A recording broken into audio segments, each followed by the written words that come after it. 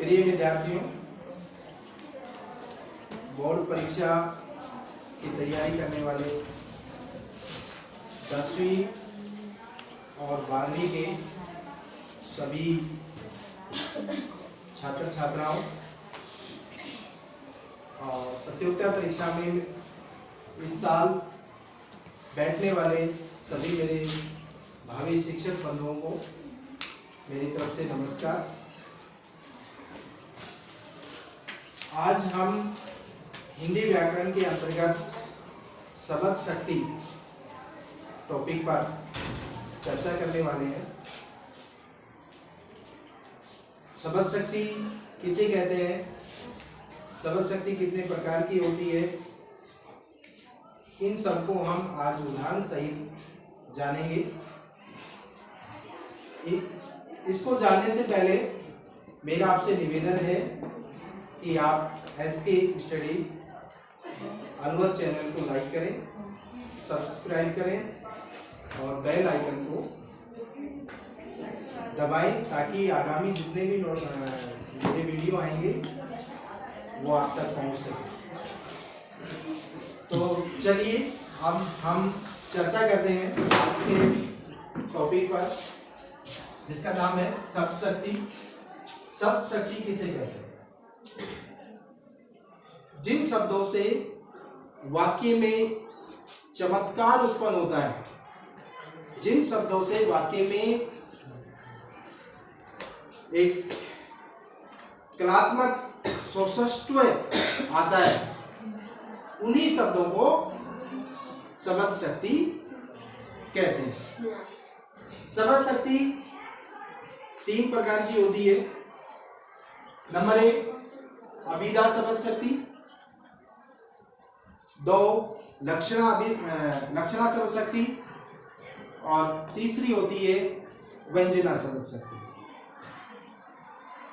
चलिए अब हम जानते हैं कि अभिधा शब्द शक्ति किसे कहते हैं और अभिधा शब्द शक्ति के कौन कौन से उदाहरण हैं। जिन शब्दों से वाक्य में सामान्य अर्थ प्रकट होता है उसे अभिधा शब्द शक्ति कहते हैं। इसके उदाहरण है, जैसे मैं कहूं मोहन पुस्तक पढ़ता है, तो इस वाक्य में सीधा सीधा अर्थ निकल रहा है कि मोहन पुस्तक पढ़ रहा है, किताब पढ़ रहा है। यहां सामान्य अर्थ का बोध हो रहा है। तो आपकी समझ में आ गया होगा कि वाक्य में जिन शब्दों से सामान्य अर्थ प्रकट होता है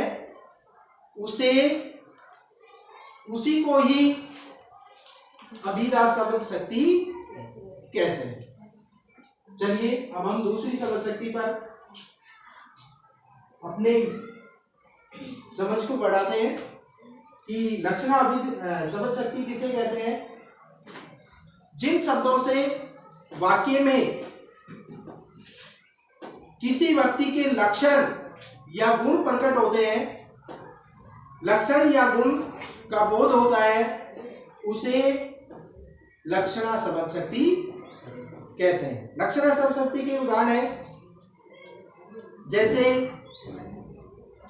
वह लड़की तो निरी गाय। यहां गाय से उस लड़की के गुण प्रकट हो रहा है कि वह लड़की निरी गाय का मतलब है वह लड़की भोली भाली है, उसे कुछ नहीं पता है, बिल्कुल सज्जन है। तो यहाँ इस वाक्य में लक्षण प्रकट हो रहा है। लक्षण प्रकट होने के कारण यहाँ पर कौन सी शब्द शक्ति है?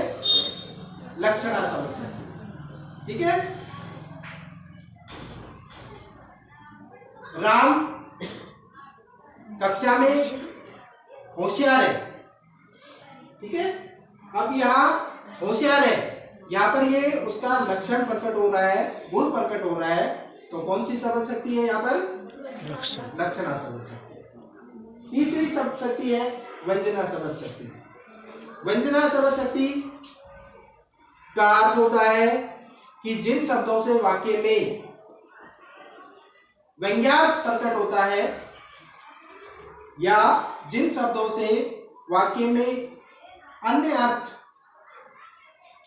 प्रकट होता है उसे व्यंजना शब्द शक्ति कहते हैं।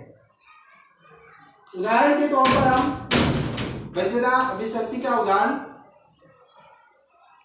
जान सकते हैं कि मैं आपसे अगर कहता हूं कि 4 बज गए, तो 4 बजने का अर्थ यहाँ सामान्य अर्थ प्रकट नहीं हो रहा है, मतलब आप समझ जाएंगे कि छुट्टी का समय हो गया है, यानी अन्य अर्थ प्रकट हो रहा है। ठीक है,